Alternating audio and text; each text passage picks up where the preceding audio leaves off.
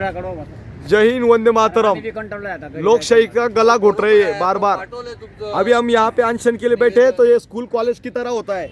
जैसे यहाँ पे आइए, फिर 10 बजे यहाँ आइए, फिर 5 बजे आपकी शाला स्कूल कॉलेज खत्म हो जाती है। ये लोकतंत्र है हमारे देश में। हमारे रक्षा मंत्री महोदय, प्रधानमंत्री महोदय को जब पूछने जाता हूँ तो ये महाराज बोलते हैं कि बोला आपको इनको डिटेन करो, अटैक। फिर पुलिस आती है, हमारी प्रशासन मजबूर होके बेचारी हमें डिटेन करती है। हम न्याय मांग रहे हैं यार लोकतंत्र में। लोकतंत्र बचा ही नहीं। हम मुंबई दिल्ली में भी गए थे, वो उधर जंतर मंतर के, उन्होंने बोला 2 सेक्शन में होगा, 10 बजे से लेकर 1 बजे तक, 2 बजे से लेकर 5 बजे तक। क्यों कर रहे हो? बंद कर दो, अनशन भी बंद कर दो, उसको भी गुलाम कर दो। अगर आपको न्याय नहीं दे सकता, आप कानून चलाते हो ना प्रधानमंत्री जी, वो पद छोड़ दीजिए। लोकतंत्र का गला घोटने से अच्छा पूरा कब्जा कर लीजिए भारत में, हिंदुस्तान में। पाकिस्तान के ऊपर राजनीति करते हो। नवाज शरीफ के साथ आप चाय पीने गए था, मैं चाय पीने नहीं गया था, मेरे देश के लिए गया था मैं। और यही देश की बचाने की लड़ाई लड़ रहा हूँ अभी भी। हमारे देश में कितने जवानों को पेट पे लात मारी, और सरकार वो नौकरी क्यों नहीं कर सकता देश में?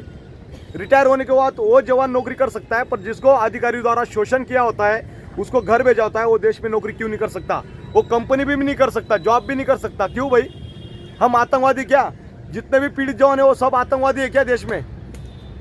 पाकिस्तान से आने वाली सीमाएदार को आप टिकट देते हो, उसको नौकरी मिल सकती है, ऑफर मिल सकती है। हमारे जवानों को आतंकवादी बना दिया आपने। इसलिए न्याय की भीख मांग रहा हूँ लगातार। प्रशासन को भी आपने अपने कब्जे में लेके रखा है। एसपी, कलेक्टर, डीसी, डूसी सब आपकी पावर का मिसयूज करते। कहाँ गई आईबी विभाग, इंटेलिजेंस ब्यूरो कहाँ गई जो जांच करते? जयशंकर जी विदेश मंत्री कहाँ है? उनकी भी तलाश में निकल पड़ा हूँ मैं। न्याय चाहता हूँ, न्याय। पाकिस्तान के ऊपर आप जाए थे, चाय पीने गए थे, वहाँ पे तमाम न्यूज चल रही थी आपकी। हमारी जिंदा मीडिया नहीं है इस देश में, इसीलिए इन भाई लोगों की तलाश कर रहा हूँ। मिलते तो कांटेक्ट नंबर लीजिए 88 88 360 382। मेरा बच्चा भी पूछ रहा है 2 साल का, मेरा बाप आतंकवादी है क्या? अभी उसको लेके पुलिस थाना में जमा करूंगा मैं। संभाल लेना मोदी जी, आपने तो शादी की नहीं, पर बार बार चिल्ला चिल्ला के गला ठुस गया मेरा। जनरल साहब बोलेगा नहीं, क्योंकि जनरल को अपनी चेयर की पड़ी है, उसको गवर्नर बनना है रिटायर होने के बाद।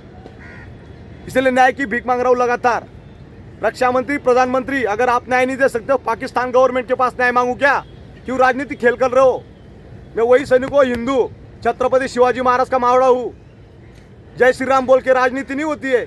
अगर आप राजनीति करते हो ना, ये चीज ये बंद कर दीजिए ड्रामा, और छोड़ दीजिए। अगर देश को संभालना नहीं आता है तो ये सैनिक संभालेंगे आज के बाद देश। पीड़ित जवान, इनकी शक्ल देखिए, चेंज हो गए। सीआरपीएफ में कार्यरत थे, अमित शाह पूरी सीआरपीएफ को, पैरामिलिट्री को संभाल के बैठे। शोषण का शिकार 17 साल से। कौन देगा इनको न्याय? घूम रहे इधर कसौड़ा डाल के, और तमाशा बना के रखा है आपने। जो भी जवान बोलेगा सच्चाई, उसको सीधा ही अरेस्ट करो और जेल में डालो, ठोको। यही प्रशासन का पावर का दुरुपयोग कर रहे हैं आप। लगातार न्याय चाहते, आपसे न्याय चाहते। आजाद भारत में गुलाम कर दिया आपने, बेबस, लाचार।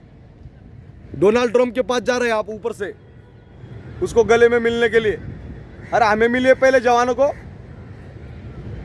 न्याय नहीं दे सकते, 3 महीने से भीख मांग रहे हैं हम आप न्याय, और अभी भीख मांगना टाइम गया अभी हो।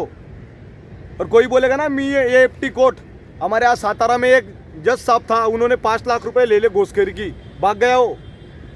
जज साहब जो चीफ जस्टिस था, उसी ने 5 लाख ले लिया। आप सोच लो कहाँ गया लोकतंत्र? उसको तो सरेआम लगा उधर। न्याय की भीख मांग रहे हैं हम। हमारे देश में न्याय नहीं मिलता है। इस वीडियो को भी शेयर करना, वहां तक पहुंचाओ तमाम लोगों के सामने। कोर्ट कचहरी में जाने दो भला, इधर कोर्ट कचहरी स्कूल कॉलेज की तरह हो गया ये पूरा सारा चीज। देखिए तामझाम।